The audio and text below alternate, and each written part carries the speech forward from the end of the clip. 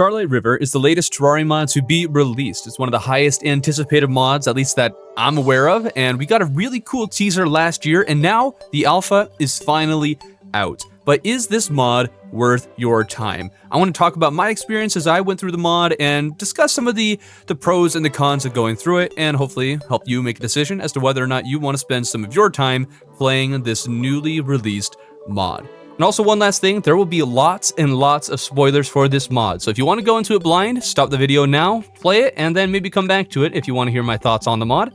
But with that out of the way, let's get into it.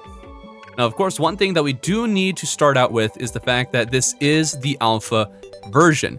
There is a lot of things that are probably going to be changed, rebalanced. There's going to be bugs. There's going to be all kinds of different little things here and there that you're going to notice. And some of those things, there was at least at one point a way that you could get soft locked out of the game entirely. I believe that's been patched out. I've seen that has been patched out, but when I got to that exact moment, I ran into an issue with it and was almost soft locked out of the game, but I did find some way to get out of it. I'm not exactly sure how it happened, but it did. So if you get this text message, and then when you go home, this guy will spawn and he'll have a whole dialogue thing, and there is a possibility that the text box will appear so low you can't actually access it.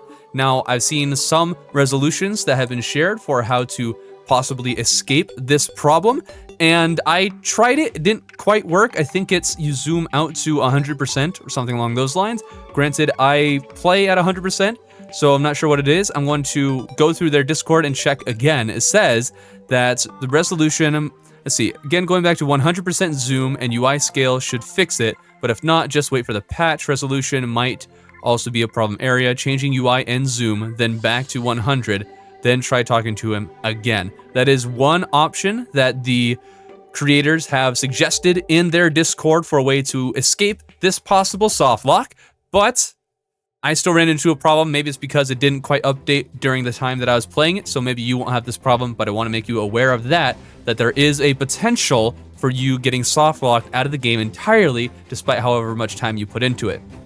Now that is something that you probably won't deal with for a little while you're doing this mod. When you first log in, the first thing you're going to see is that they made these amazing trees. There's even little light streaks that you can see coming out of the trees as if they added their own little shaders, and it's really cool. All the trees look phenomenal. When you chop down those trees, they don't burst into a bunch of wood like all the other trees. You just automatically get all of it.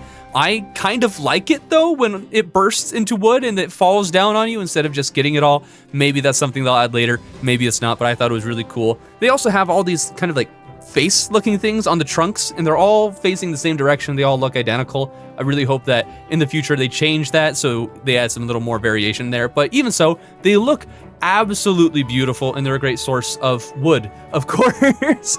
So one more quick thing I do want to note before we really start diving into this mod is the fact that this, again, is an alpha, and they don't even have all their pre-hard mode stuff yet in the game. So it's not going to be the longest Terraria experience you'll have because they don't even have all the pre-hard mode figured out. But they got a really large chunk of it, and I got all the way up to about the Wall of Fresh, and I was still doing things. I was still completing objectives, getting new weapons, all that kind of fun stuff. I was still doing that even though they say they're not even finished with pre-hard mode. So there's probably a lot more things that'll be added to pre-hard mode than they already have, but just know that you won't ever actually go into hard mode.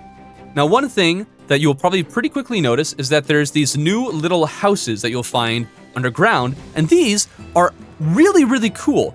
It took a little bit for me to figure out that they even worked, mostly just because the smart cursor was clicking on the barrels nearby as opposed to the treasure chest that's in them. But when you click on these treasure chests, you will get what's essentially a loot box, I think. You will get one thing that's designated, and it's going to be something from the mod, and then you'll have a list of about 5 different things. I think it's always the same amount. Now, I would say that one important thing to know about these little houses is that you do definitely want to go out of your way to try and find as many as possible until you can get at least the pickaxe, the spear, and I believe there's one other thing that you can get from them. It's an accessory. It adds to your little shield thing that they give you in this mod, and those are all very helpful. They're pretty solid ways to start out. I do think the spear is a little funky to use. If you have any trouble with it, you do need to charge it, and it's most powerful when you charge it enough that you'll get a little light streak effect at the end of it, and when it draws back, it creates a kind of barrier that does damage. You'll want to use that and want to use it heavily. It's not very good if you need a weapon in a pinch. It's not going to help you a whole lot there. So you're going to want to make sure that you have time to charge it if you want to use it at all. Now, of course, when you're starting to play a new mod, you're trying to figure out what exactly you should be doing, where you should go. Well, if you want the fastest route to accomplishing the most that this mod has, you will want to go to the desert and the tundra. In the tundra, there's a little shrine thing, and if you right-click on it, then we'll summon a little wisp-looking little thing, and it will start to guide you underground. Now, if you follow it all the way to the end, it will bring you to a tundra arena-looking thing, and if you go into there, well, you'll be into your first boss fight. Now, I do believe that this is the first boss that you're intended to fight, so if you're looking for a modded boss to fight, you will want to go to this one first. However, I would recommend, before you fight any of the modded bosses, you will want to probably at least have defeated the Eater of Worlds. Now, maybe you might want to beat Skeletron, but there are some modded weapons that could help you along the way. If you want to focus primarily on some of the modded things, modded weapons to use, there is a spear that you can find in the kind of loot box houses, but if you want to fight the squid with this stuff, you will probably want some sort of ranged weapon because it's really hard to use melee against it. When I was fighting it, I'm pretty sure I was actually a little overgeared, but I was also using melee. So either I'm just bad at the game, or you really want to make sure that you get a range sort of build for it. Now, there's only 3 armor sets that I discovered while I was playing it, and to be clear, I don't know everything that's in this game. There's going to be some things that I missed, some things that I don't know about. I'm just talking to you as a regular person who went through the mod himself, and this is what I discovered. I didn't spend any time on the wiki looking at all the different things. This is just how maybe a normal person would go about the game if they didn't want to use any of those resources and just played it as normal. Now, those 3 armor sets that I found, they include a geode set of armor, which was a mage kind of set, and then there was also a moonstone set of armor, and this one was actually melee, which I find kind of funny. I feel like moonstone would just lend itself to magic, but it was more of a melee tank build. And there was also another one called Vitric armor that you can get after you defeat the boss in the desert. Now, the desert boss is going to be a pretty hard boss to beat, and this ranger set of armor that he gives you, I never actually ended up getting it, but I do believe it would be pretty good. So do know that these are the only 3 sets of armor I was able to find and figure out while I was playing through it. I'm not sure if there are any others. I don't think there are. And because there aren't, there's going to be a lot of vanilla things that you're still going to want and need as you play through the mod. So don't go into it expecting that you'll mostly be doing just modded things. You're going to be doing a lot of stuff that's in vanilla and then discovering some other things along the way. There's a few things that I did discover I want to mention really quick that I never figured out what they do. There's these kind of glowing orange pots that are in some houses. I broke them and nothing happened. Somebody in my chat while I was live streaming these said that they do something. I'm not sure what it is. Again, I'm not reading the wiki. I'm just giving you my insights as I played the game as an average person who's not reading the wiki. There's also these kind of brain container things that I found in the Sky Islands. Never was able to figure out what to do with those. I couldn't even destroy them. So maybe that's something you can't really do anything with until you come into the post-alpha stuff. But I found that and I thought they were kind of interesting looking. Now, early on in my run, I actually managed to get the Star Fury pretty quickly, which gave me a much stronger weapon than I was really prepared for. And it was okay. It helped me kind of get through it a lot faster. And I ended up going to the desert where I found what you would see in the preview. If you've seen any other videos on this before the alpha release, this is kind of what you saw, this biome and the boss that is in here. Now, one thing you need to know about the boss is that you actually can't get to him first. In order to fight the boss, you first have to go to an NPC who's actually kind of fun to read his dialogue, so be sure to do that. He's pretty funny. So do that, and you'll actually have to fight him, and then you'll need to fight several waves of enemies. And it is pretty difficult. I got some of the gear that I think was a bit later on in progression, maybe post-Skeletron, and it was still a little bit of a challenge. So be aware that this boss is probably going to be near the end of pre-hard mode and not any earlier on in your experience. The squid boss is what you're going to want to go to before you go to the desert boss, but you can still go to this biome because the enemies aren't all that powerful, so you can probably deal with them with relative ease. You just need a decent amount of movement in order to get around the area. And there's those crystals that you'll see kind of spread around. They're extra shiny. I haven't found a way to mine them yet, but dynamite does blow them up. So if you blow them up, you can collect some of the crystals that you'll need in order to make the summoner for the boss in this biome. And you'll also be able to make a pickaxe that's stronger than demonite and also makes it so hellstone doesn't drop lava. Would strongly recommend you get this pickaxe. It is going to be very helpful for you. Now, if you go back a little bit to the armors that I mentioned, we got the Geomancer's set of armor, which, as I mentioned, is a mage set. It is a really interesting set of armor in that if you kill enemies with your magic weapons, then you will end up getting these different kinds of buffs. Like some will do extra attacks for you, some will give you extra defense. And I'm not entirely sure what they all do. There isn't a buff indicator to tell you what exactly each of these things are doing. But if you're able to get into a crowd of enemies, kill a bunch of them, then you can get really, really powerful really quickly. I used the Geomancer's set of armor and the Vile Thorn to defeat the Eater of Worlds with relative ease. I didn't need an arena. I didn't really need much of any prep of any sort. I just kind of grabbed the Vile Thorn, made sure I wasn't stuck in a hole, and just used that and beat the worm without a whole lot of issues. It took 2 tries, but the first try, I was stuck in a hole, and I still almost beat it. So the Geomancer's set of armor and the Vile Thorn is probably a good way to go if you want to defeat the Eater of Worlds. And if you want to get the Geomancer's armor, you need to get these fancy geodes that you can find underground. They're pretty easy to find. You'll just go underground and there's little sparkly things and you can mine it and you'll find yourself a fun little geode. There's some other things you can also get, but I think this is probably one of the places you will want to go early in pre-hard mode as a way of progressing. The geodes can get you some decent gear, so if you're not like me and you can't find a Star Fury really early, find some of those underground houses, find some geodes, and you'll be all good to go. And we'll probably go straight to the squid now, because that is the first boss that you'll want to try and defeat, or at least should be the easier of the bosses that are in the mod currently for you to fight. Now, I would suggest strongly you use a ranger build or you use a mage build if you want to use things that are specific to the mod as opposed to using things that are in vanilla. Then I would strongly suggest that you use the Geomancer's set of armor, but I also don't think it's going to be the best for you, but it could be good. I didn't use it myself because I ended up happening to come across a moon crater thing, like a meteorite. Only this you can actually blow up with bombs, so definitely use bombs if you want to get all that moonstone really quickly and not deal with the enemies that spawn around. The enemies are really cool. They'll also drop you some extra moonstone, but you don't really need to farm it all that much if you want to get just about all the things that you want from it. So, as I mentioned before, moonstone is going to be your melee set of armor. It is a really cool set of armor. This is definitely my favorite part of the mod, this set of armor. It gives you a little bit more of the barrier thing that this mod introduces into the game, which I'm still a little hazy on exactly what it does, but I think it's like a shield of sorts, so it's kind of like more health.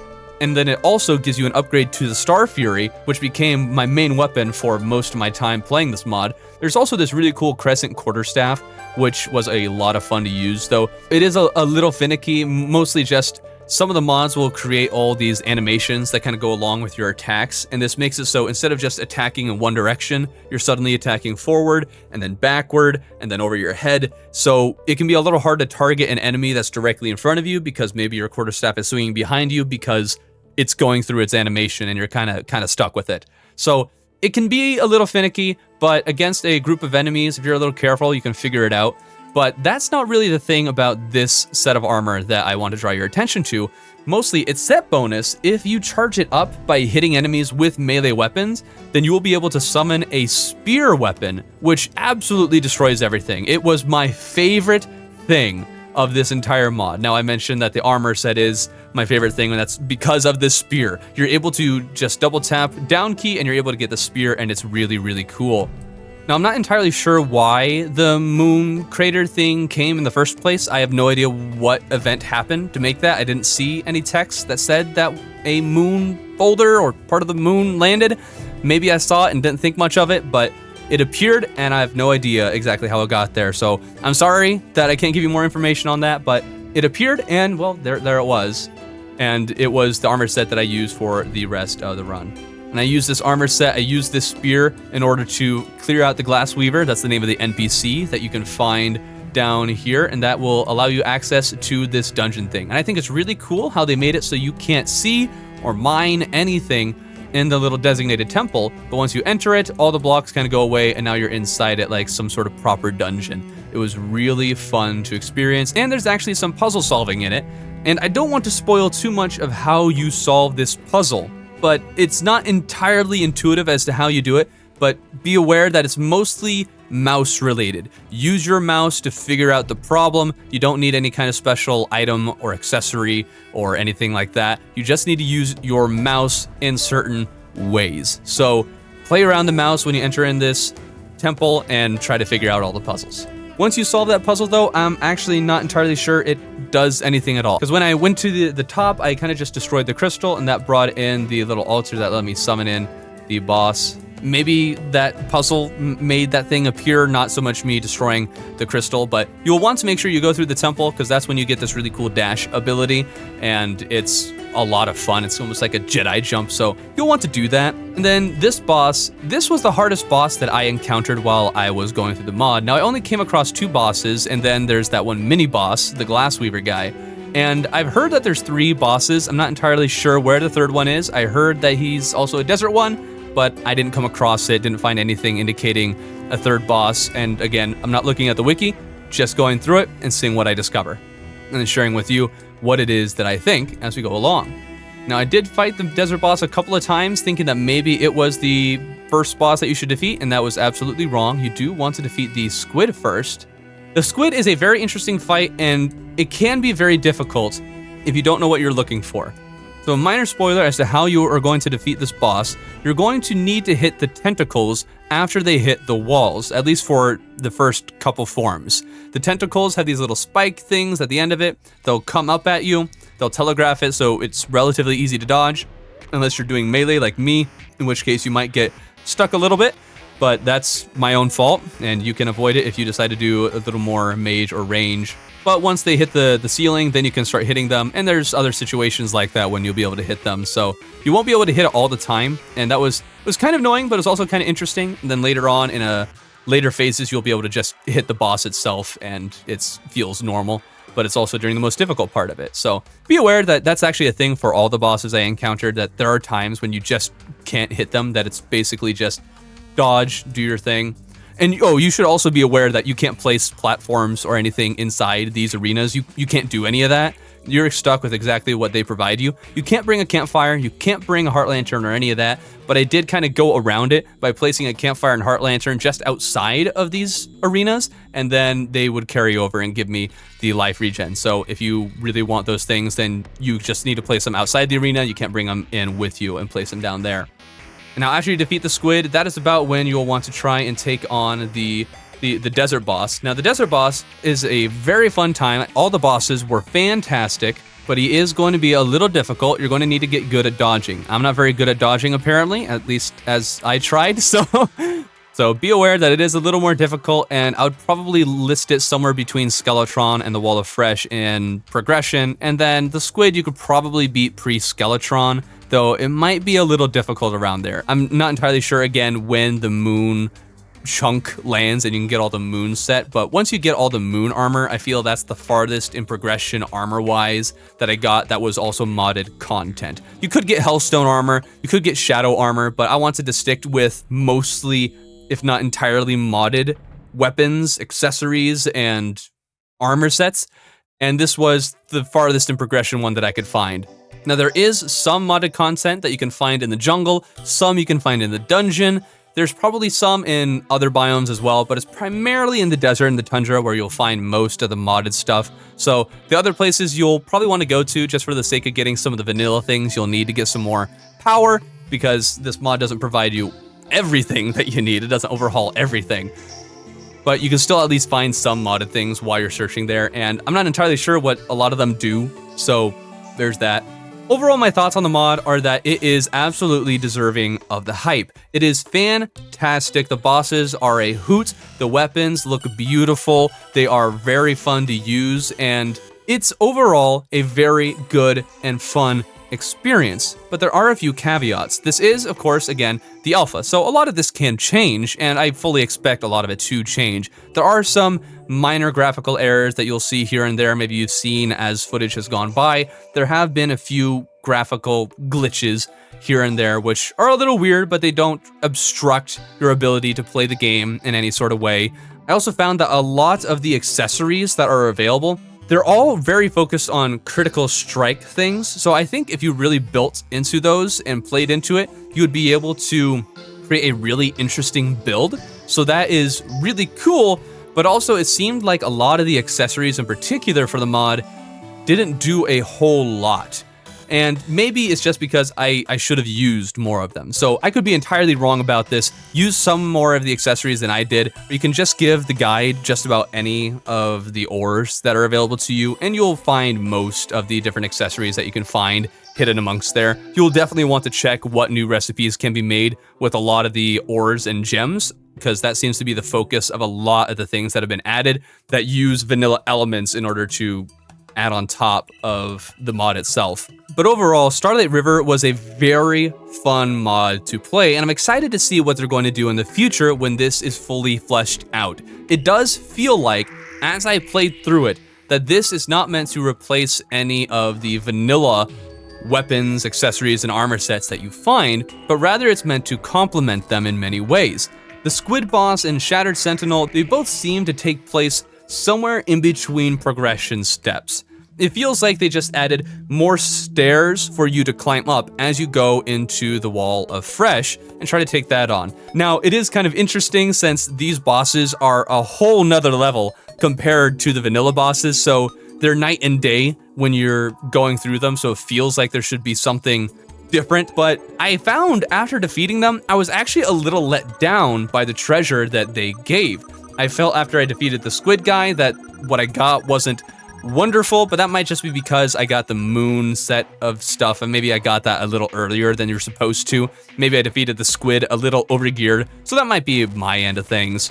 But when I defeated the sentinel in the desert, I was again a bit disappointed by it. They did give you some more gear, some more interesting things to work with, and they were all cool, but there wasn't a whole lot to it. And I also found that he dropped a couple of weapons that apparently you can also craft. So he will drop a material that you can use to craft a lot of the things that are in his treasure bag. And there are some mods that do this, and it's a nice idea, but it's also a little confusing that you're able to craft some of the things that the treasure bag drops itself, and you start to wonder, should I even bother crafting any of these things or just keep beating the boss? Because one thing about this boss is that there's a lot of things you can drop with this certain material that he gives you, but he only gives you one of this material. Now, you can use that one material to make yourself a infinite summoning thing for him, which is nice, so you can keep on farming for more.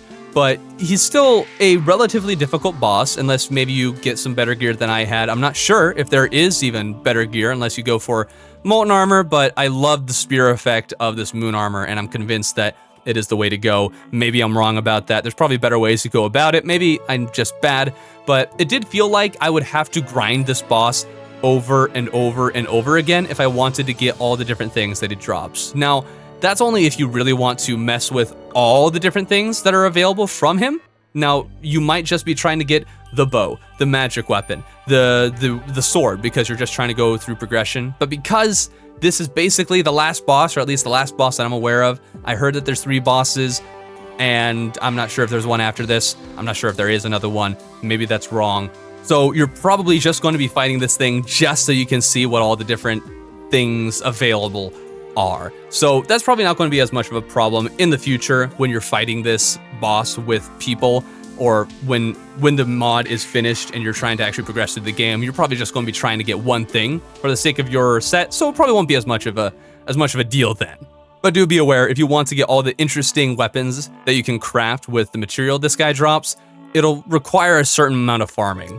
And I hope that this review has helped you decide whether or not you want to give this mod a try. It is a fantastic experience, a lot of fun, but there are certain things here and there where it feels maybe a little bit empty, or there's an area here potential soft lock, which could be a deal breaker for a lot of people. But again, it might be patched out already. I just might not have updated the mod on my end, so it might not be a problem for you if you're going to just start trying this mod right now. If you want to play it, you do need to go to the 1.4.4 preview of Tmodloader. If you want to do that, you got to open up Steam, hit the little cogwheel on Tmodloader, go to Properties, and then go to Betas and change it to 1.4.4 preview. Then you can download Starlight River. An absolute beast of a mod, beautiful to look at, all kinds of fun and interesting things, but there were some points here and there where there's places for improvement. But because this is the alpha, there's always going to be those points of improvement, so I am still looking very, very much for the full release of this mod, as I think it's going to be one of the most fun mods available.